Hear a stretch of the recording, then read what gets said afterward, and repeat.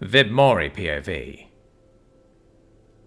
As I wash away the blood and stash away the corpses strewn about me, my mind begins to wander while I think about the lives that have been affected in the last couple of hours. I need to make sure I recognize the events that played out today, and my part in how things unfolded and how I feel about my choices. Sure, I'm glad to have won this fight and to have protected the villagers, who were being attacked by a force that was superior to them in both equipment and firepower. But doing just a brief head count of the corpses in my inventory, my actions here today have caused more people to die in the last couple of hours than all those I've killed in my entire lifetime during my last life. Well, I didn't kill that many directly. They fell at my command, so I may as well have killed them myself. I'm both exhilarated by the sheer firepower that I was able to wield in actual combat, and terrified by just how quickly I was able to snuff out so many lives with almost contemptuous ease. I suppose such battles and casualties are normal in this world and this era, but all in all, it just holds a different feel and weight when compared to the fights I was used to. I mean, this was an actual siege by a foreign invading force, filled with people who had a life and a future waiting for them back home with family, friends, children, and loved ones. Almost nothing like those who I usually pit myself against, who had nothing left but the next day waiting for them, and didn't mind trampling those in their way to see it. I suppose if they wanted to actually have those futures surrounded by their loved ones, then they shouldn't have been in my way today. I can't blame myself for their actions, and the fact that they lost their lives because of the choices that led them into my path. I was going to be in town anyway, and I only did what I did because it was the right thing to do. Even though I say that, I can't help but consider the fact that I enjoyed myself. I made a spectacle of the fight and performed excessive theatrics by making a show of a man's death. Sure, it was a part of my plan, but the fact that I had a smile on my face throughout the battle did not escape me. Perhaps I really am some kind of an eccentric. How much of my act is just an act, and how much of it is just me being myself, without my self-imposed restrictions or the limits I used to have as a mere human? Then there's Basmori. At the end of the day, I am proud of him. He handled himself in open combat, and held his own against trained warriors who had lived full lives when compared to him. Am I sad that he's had to take the life of a sentient being? Yeah. But again, this is the world we live in. I can't hold him back from growing up into the type of person he needs to be to survive, and thrive in these parts. Especially with the expectations that are there with a name like his. I just need to make sure to guide him down the right path. To not be someone who kills for the sake of killing, but someone who can kill for the sake of others if it comes down to it. With that in mind, I can't help but wonder if I could have at least spared some of the raiders. Did I have to kill them all? Was an offer for surrender even a viable option or choice? I need to stop this line of thought. Despite the mass death at my hands and orders, I just have to accept that those raiders were here to steal food and supplies, and kidnap as many people as they could for some nefarious reason. That in itself made their lives forfeit when it comes to protecting those that needed my help. Moving on, in the back of my mind I could sense that my core had grown in diameter by several inches, though my rings remained unchanged. Why that is the way it is, despite the number of souls I've absorbed today, I don't know. Though I suppose it merits a closer examination of my core when I get the chance later. As for all those who died today, I'm still working through their memories, and doing my best to mentally catalogue the information coming my way, with all the literal lifetimes of experiences coming my way. I'm just happy that the process happened automatically, and required no real effort on my part, beyond sifting through the details later. Going back to Basmori, I could tell he's growing stronger after this battle. Between gaining actual combat experience against strong opponents, and his share of the vital energies and mana that I got from their deaths, I could sense a single ring having spiraled into existence around his manor heart. If past experience is anything to go by, I think I can expect some kind of development from him, though how it will manifest is anyone's guess. My focus goes back to the moment as I realize I have finished cleaning up the grisly mess of battle. All the blood, guts and gore have been washed or stashed away for the time being. I'm not even sure why I cleaned everything up, perhaps out of habit. Sure, the battles of my old world usually weren't this bloody or big, but we always cleaned up the corpses for the sake of cleanliness, and to avoid the stench of rot from settling where we didn't want it to. Regardless, I still have an audience that's been watching me clean up this whole time. I think they've waited long enough for me to continue my little act. Collecting the emitter and stashing it away as well, I put a smile on my face and a poncho on my body. I felt Basmori settle on my shoulder as I reached up and doted on him, while looking up at the faces of the guards and soldiers on the walls in front of me. "Good morning, everyone. I got your call for help." Nobody responded to me at first, and I could sense varying amounts of uncertainty, awe and fear coming from the lot of them, as I just smiled a little more. "Looks like your drawbridge is a little less than functional right now. Do you mind if I make a quick fix for you all?" It takes a few minutes, but someone calls out to me and I spot a beaverkin stepping out from the gatehouse and onto the walkway. He had a rather healthy wariness of me, and I could already sense him regarding me as an eccentric in his thoughts. "Who are you, and what are you doing here?" he asked, trying to set up some dialogue before anything else happened. I just chuckled softly at his words, still smiling, as I give a small wave of my hand. "My name is Vito. I'm something of an art merchant. As for what I'm doing here, well, I'm on my way to the capital for business, and just happened to see all this happening. Now then, about that drawbridge, Tommy could likely use some aid in escorting all the food and people these raider bastards were taking, while you all were preoccupied with this siege." The surprise from the beaverkin and surrounding guards and soldiers was palpable. They collectively recognized Tommy by name, though they were more taken aback by the news that people were actively being taken from the village itself. Within moments, I could sense the gears shifted within the soldiers and guards as they started mobilizing what they could, while the beaverkin regarded me again. "Very well, Mage Vito. By all means, do as you wish with the drawbridge." With permission granted, I stepped closer toward where the drawbridge would come down, before pouring out stone from my inventory, as I shaped it into a sturdy-looking bridge. It's nothing fancy or complicated, as I'm just building it across a simple moat, though I did ensure to build it in such a way that it can withstand heavy traffic and heavy loads, so that it'll last a while, until they're able to replace their ruined drawbridge. As for the massive hunk of charcoal itself, once I crossed my new bridge, I placed my hand against the drawbridge before stashing the entire thing at once. I was mindful enough to only take the drawbridge itself, leaving the chains that connected it to the winches in the gatehouse, limply dangling against the gatehouse walls. The sudden looks of astonishment from the guards and soldiers as they watched the entire drawbridge vanish before their eyes was just priceless.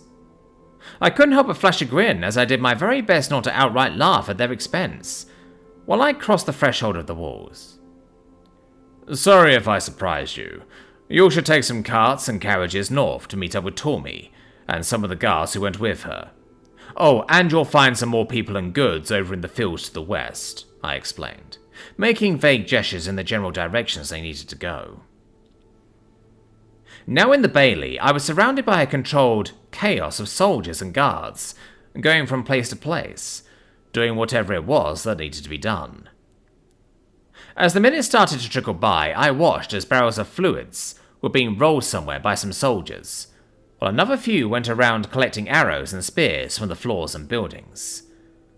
All in all, I got an estimated head count of around 15 guards and 40 soldiers, with quite a few civilian volunteers intermingled among them. With guards and soldiers heading out through the gates, more and more civilians started coming out from buildings around the Bailey. The people looked around curiously, as they began questioning the soldiers they found about what was happening.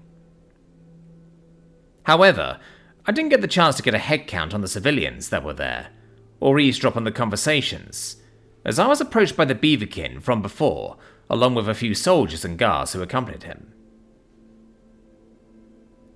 Giving the beaverkin a quick once-over, I could tell he was a mage of sorts, and had elite badges pinned to his sleeve and around the neck of his robes. The badges themselves marked him as a rank 4 elite. "I apologize for keeping you waiting, Mage Vito. My name's Aspen, and I'm the head mage of Lookfan's Rest." "Good morning, Mage Aspen," I replied politely enough, as Basmori relaxed along my shoulders, laying his small body along the back of my neck, while his claws found purchase on my shoulders. "Did you need something?" Aspen glanced at Basmori with intent, curiosity, before looking up at me, lowering his head in gratitude, and then standing tall again. "May I be the first to thank you for your timely arrival and assistance in dealing with the foreign soldiers who marched upon our village. Your aid was invaluable, and there are no doubts that you have changed the way this day may have ended," he expressed with no small amount of respect. Though before he continued, I couldn't help but mess with the man just a little bit, as I interrupted him. "You may not. Tomi was the first to thank me after all, but I'll happily accept you as the second to thank me," I mused, as I reached up and doted on Basmori, gently massaging one of his ears with my right hand, as he happily leaned into my touch. Aspen wasn't sure how to respond to that, opening and closing his mouth a few times, before simply clearing his throat. "Very well. If I may, I also bring word from Mayor Trelio Lookfan, who requests an audience with you." I didn't even need to sense Aspen's thoughts to see that he was being abnormally deferential to a nobody like me. I could tell that he was usually a proud and confident man, but after seeing what I was capable of, he was feeling rather intimidated and outclassed. I suppose in a society based on merit, money and might, he was doing his best to err on the side of caution, while dealing with someone stronger than him. "Do I have to meet him?" While I certainly don't mind meeting the man in charge of this place, I didn't intend on having any dealings with the local leadership. I was only planning on spending the night here before moving on with my journey, and heading to the next stop on the way to the capital. Though I suppose I wasn't intending on fighting a small army today either, so there's that. The Beaverkin mage hesitated at first, not sure how to respond to that, as he needed a moment to gather a proper response. "Well, no. I suppose you don't have to meet the mayor if you don't want to, Mage Vito, though after everything you've done today, I would at the very least recommend hearing the mayor out, as he likely intends on rewarding you for your aid." If that's the case, then I guess I shouldn't snub the man and turn down his request. With a simple bob of my head, I regarded Aspen again. "Very well then. Take me to your leader," I mused, with a bit of a smile. Trelio POV, Half-Elf Elite, Sector Mayor. Trelio had woken up this morning to the sounds of battle before the moons had fallen into the horizon. The flames on the edge of his town illuminated the night and sent his people into a panic frenzy as many of them rushed for the bailey and crossed the drawbridge. It was only by the grace of the gods that nobody fell into the moat despite the chaos. They didn't have the time to save everyone before raising the drawbridge, as the brunt of the foreign soldiers took the plaza and began their siege in earnest. The situation turned for the worse when some of the soldiers found out the hard way that the wells within the bailey had been poisoned somehow overnight, rendering a number of his forces very ill and unable to even fight. Honestly, Trelio was expecting that he wouldn't live long enough to see the moons rise again with the way that battle had been going. He had already been making plans for his family and the civilians to try and escape by rigging some kind of zip line around the back of the fort, in hopes that they could at least hide out in the woods until reinforcements arrived. That was at least until that pillar of fire suddenly illuminated the sky. He wasn't close enough to the walls to watch the battle take place, but he did see the aftermath. Among the carnage of dozens upon dozens of bodies, was a single man soaked in the blood of his enemies. It was a grisly sight and a glorious one. The man looked only slightly younger than Trelio himself, yet he could hardly imagine wielding the power and might that man seemed to possess. Trelio hadn't even heard of a man like him in this country, so he could only assume he was a wanderer of some kind. That only meant that he needed to make sure he handled this encounter with the previously unknown and mighty warrior with great care, lest he sullies his family name, or burn possible bridges that would serve to benefit his country.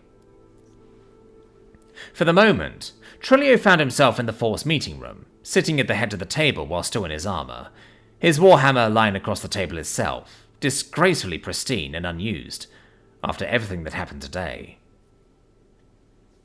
The door suddenly opened, momentarily startling the man, as he looked to see his eldest son, Larkis, making his way into the room. The half-elf teen looked respectfully battered and battle-tested, his armor sporting a few noticeable dents and scratches as he crossed the room. Taking off his helmet, he could see the young man also had a fresh bruise along his jawline, and the remains of a gash on his forehead that looked to have been freshly treated by a small dose of healing magic that had been directly applied to the wound. "Father, it is good to see you are well," the young man enthused cheerfully, as he set his helmet on the table before standing by Trelio's side.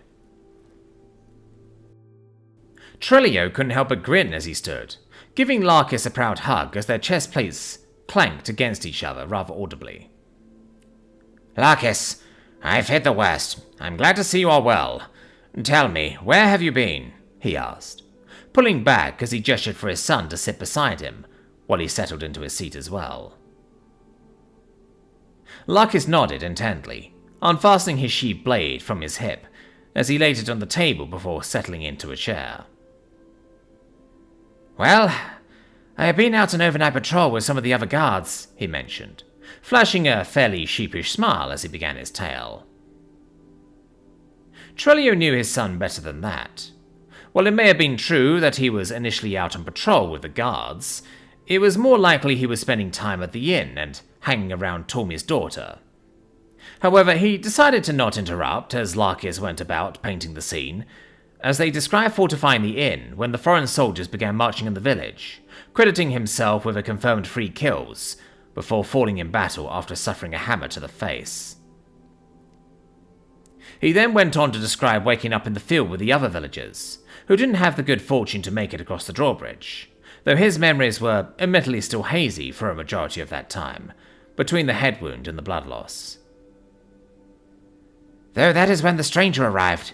He seemed to be some kind of necromancer, as he commanded these strange monsters that appeared to be mostly humanoid. They're a rather vicious sort of undead that can sprint in full armor faster than most people, and he has several swords that I've never seen before," he explained, with a healthy mix of awe and wariness. Trelio had to agree. He had heard the initial reports from the men and women on the walkways of the Bailey, and had personally seen the aftermath himself. Necromancers were generally a mixed bag of oddballs and weirdos. While not generally on the level of eccentrics, they tended to have dubious reputations at best. Even the most reputable of crypt mages and necromancers tended to err on the side of morally grey, rather than being wholly upstanding members of society. "Well, I'm glad to see you are all right. You should go visit with your mother and sister. They're currently organizing the villagers and setting up a brigade to help contain the fires, before they spread to the rest of the village." Larkis nodded dutifully at that, standing as he collected his blade before strapping it to his hip and picking up his helmet. Though before he turned to leave, he regarded Trelio curiously, and spoke up. "I mean no disrespect, father, but if they're doing that, what are you doing?" Trelio couldn't help but smile kindly and understanding as he looked up at Larkis from where he sat. "I'll be meeting with a stranger. Mage Aspen should be escorting him here soon enough." At that, Larkis looked clearly excited, as he glanced at the doors to the meeting room before looking back to Trelio, though before he could get a word out, Trelio just shook his head in response. "You may not stay for the meeting. Given how powerful this man is, we need to tread cautiously, since we are most certainly in his debt after what he has done today." Larkis just sighed with clear disappointment before merely bobbing his head. "As you say, Father. I'll be on my way," he said, while putting on his helmet and leaving the room. The seconds turned to minutes as Trelio waited, though soon enough Mage Aspen entered the meeting room, followed by the stranger, who wore rather a shabby and ragged-looking scrap of black fabric over his torso. He also wore some rather singed and frankly crispy-looking leather armor and chain greaves, likely the armor of the foreign soldiers that he was wearing, before the bloodbath began. Mage Aspen gestured for the stranger to take a seat at the opposing head of the table, before looking to Trelio and lowering his head in a show of respect. "Mayor Trelio, Lukvan, I present to you Mage Vito." He then regarded the mage and gestured to Trelio. "Mage Vito, this is Mayor Trelio Lukvan, rank 2 elite and mayor of this sector." As Vito settled into the seat, Trelio suddenly noticed a winged cub of some kind resting on the mage's shoulders, somehow not noticing it at first. With introductions established, Trelio decided to speak up first, as he met Vito's gaze. "Thank you for taking the time to meet with me, Mage Vito. If you allow me to drop all pretenses, I just want to say thank you for putting your life on the line to protect my home. This is a debt that I won't soon forget, even after we find some way to compensate you for your efforts." Vito just flashed a seemingly kind smile as he relaxed in the chair. "Well, I appreciate the thanks. I didn't do it for a reward. Someone asked me for my help, and thus I helped, because I had the power to do so. It was as simple as that." He then reached up, gently poking the cheek of the winged cub that was on his shoulders. "But if you wish to compensate me, then I certainly won't say no to that. However, we still have matters to discuss before we talk of rewards and the like, especially if you're the one in charge of these parts." Trelio perked up at that comment, sitting a little straighter, before leaning slightly forward with his elbows resting on the table. "Oh? And what matters would that be?" Vito just grinned almost conspiratorially as he sat up in his chair. "The exact location of the raiders' hideout, as well as an estimated total of their remaining forces, and the villagers they've been kidnapping from the surrounding area." Trelio could feel his heart skip a beat with anticipation, as he couldn't help but consider the merit of taking down those foreign soldiers could bring, after all the trouble they've caused since coming into this country. Especially for his son, who could certainly use more achievements to his name. "I see.